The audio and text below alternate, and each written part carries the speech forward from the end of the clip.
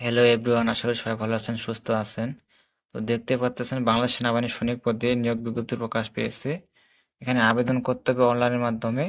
তো আবেদনের শুরুর তারিখ 21 ডিসেম্বর 2024 এবং শেষ তারিখ 31 জানুয়ারি 2025।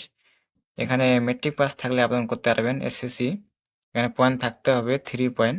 বয়স হতে হবে 17 বছর থেকে 22 বছর, 17 বছর থেকে 21 বছরের মধ্যে হতে হবে। এখানে দুটা দেওয়া আছে, সাধারণ ট্রেড এবং টেকনিক্যাল ট্রেড।